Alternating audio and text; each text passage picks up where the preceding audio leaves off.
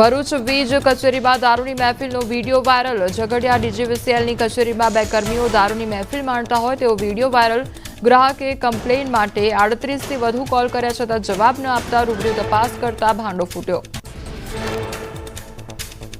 સુરતમાં પાણીજન્ય અને મચ્છરજન્ય રોગચાળો વકરો। ઝાડા ઉલટી અને તાવના કેસ વધ્યા છે। છેલ્લા 12 દિવસમાં ઝાડા ઉલટી અને તાવથી 10 લોકોના મોત। મેલેરિયા, ડેન્ગ્યુ, શરદી, ખાંસી સહિતના દર્દીઓની સંખ્યા વધી।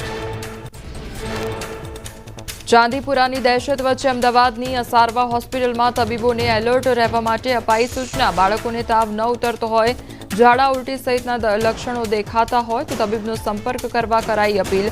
10 વર્ષથી નીચેના બાળકોમાં જ જોવા મળે છે આ વાયરસ।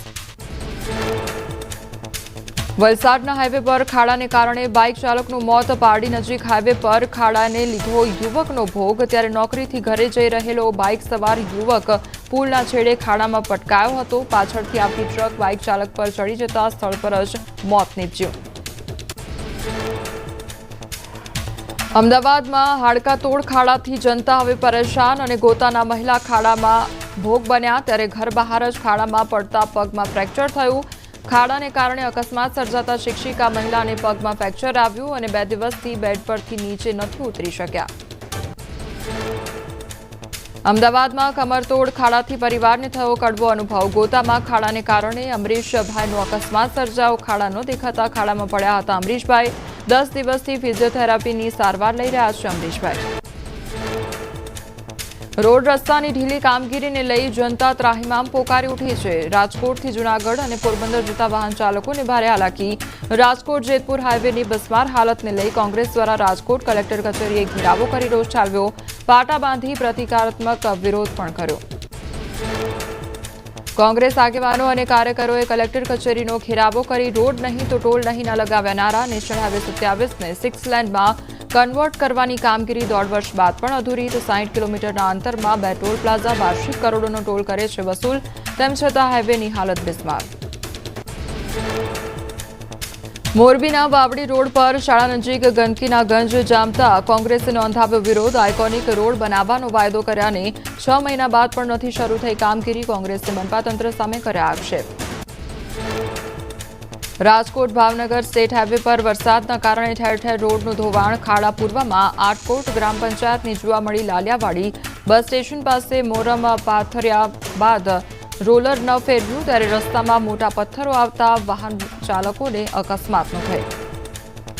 મોરબીની ચિત્રકૂટ સોસાયટીમાં રસ્તા, લાઇટ તેમજ ગટર જેવી પ્રાથમિક સુવિધાઓનો અભાવ જોવા મળ્યો। તો સ્થાનિક નેતાઓ અને તંત્રને અનેક રજૂઆત છતાં ઉકેલ ન આવતા લોકોમાં ભારે રોષ વ્યાપ્યો। રહીશોએ મોરબીમાં વિસાવદરવાળી કરવાની ઉચ્ચારી છે ચીમકી।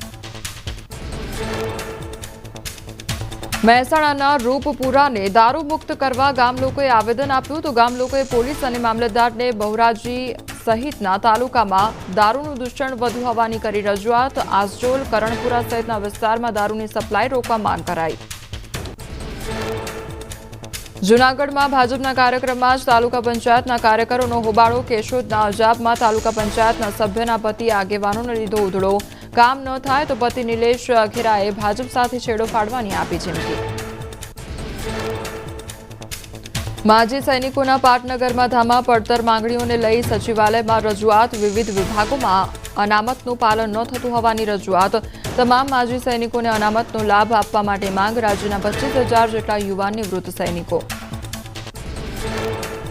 સેન્ટ્રલ ટ્રેડ યુનિયને હડતાળનું કર્યું એલાન। 9 જુલાઈએ પડતર માંગોને લઈને બેંક કર્મચારીઓ કરશે હડતાળ। પબ્લિક સેક્ટરની બેંકમાં ભરતી કરવી, નેશનલ બેંકના ખાનગીકરણને અટકાવવા સહિતના મુદ્દાને લઈને કરાશે હડતાળ। બેંક કર્મચારીની હડતાળને લઈને રાજ્યના 15,000 કરોડના ટ્રાન્ઝેક્શન પર પડશે અસર। રાજ્યના 20,000 કર્મચારીઓ હડતાળમાં જોડાશે। લાઈફ ઇન્સ્યોરન્સ અને મેડિકલમાંથી જીએસટી દૂર કરવા સહિતની માંગોને લઈ હડતાળનું એલાન। એફઆરસી ચેરમેનની નિમણૂક કરવાની ઉઠી માંગ। છેલ્લા 6 મહિનાથી ચેરમેનની પોસ્ટ ખાલી। પૂર્વ સભ્ય અજય પટેલનું નિવેદન। ફી વધારાની 650થી વધુ દરખાસ્ત પેન્ડિંગ। નવી નિમણૂક ન થાય ત્યાં સુધી કોઈ સભ્યો નથી લઈ શકતા નિર્ણય।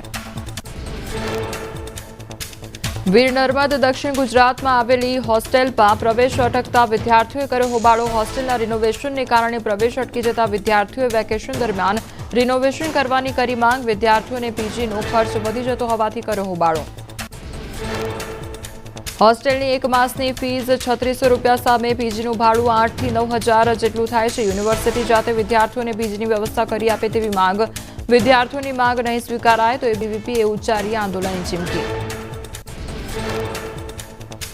વીએનએસયુના કુલપતિ કિશોરસિંહ ચાવડાનું નિવેદન, કહ્યું બોયઝ અને ગર્લ્સ હોસ્ટેલ સરકારી ગ્રાન્ટમાંથી રિપેર થઈ રહી છે, ત્યારે હાલ હોસ્ટેલમાં 178 ઉમેદવારોને પ્રવેશ મળશે. બાદમાં તબક્કાવાર પ્રવેશ અપાશે.